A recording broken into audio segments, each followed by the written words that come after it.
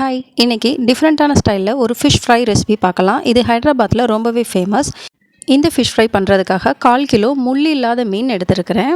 இந்த மீனை கொஞ்ச நேரம் மேரினேட் பண்ணணும். அதுக்காக 1 டீஸ்பூன் மிளகாய்த்தூள், 1/4 டீஸ்பூன் மஞ்சள் தூள், 1/4 டீஸ்பூன் மிளகுத்தூள், தேவையான அளவு உப்பு, 1 டீஸ்பூன் இஞ்சி பூண்டு விழுது, ஒரு பாதி எலுமிச்சம்பழத்தோட சாறு எல்லாத்தையும் சேர்த்துட்டு நல்லா கலந்து விட்டுக்கலாம். மசாலா எல்லாம் மீனோட நல்லா மிக்ஸ் ஆனதுக்கப்புறமா 1 tablespoon cornflour, 1 tablespoon மைதா, ஒரு முட்டையை நல்லா பீட் பண்ணி அதில் பாதி மட்டும் சேர்த்துக்கலாம்.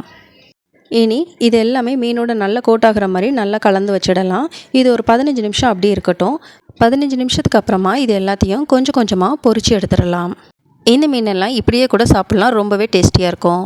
இது ரெஸ்டாரண்ட் ஸ்டைலில் பண்ணுறதுக்காக இனி ஒரு பேனில் 2 டேபிள் ஸ்பூன் எண்ணெய் எடுத்துக்கலாம். எண்ணெய் சூடானதும் 4 பல் பூண்டு, ஒரு சின்ன துண்டு இஞ்சி பொடிசாக கட் பண்ணி ஆட் பண்ணிக்கலாம்.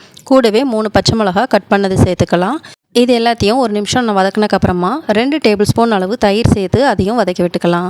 அடுத்து 1 டேபிள் ஸ்பூன் சில்லி சாஸ் சேர்த்துக்கலாம். சில்லி சாஸ் இல்லைன்னா 1/2 டீஸ்பூன் மிளகாய் தூள் சேர்த்துக்கோங்க.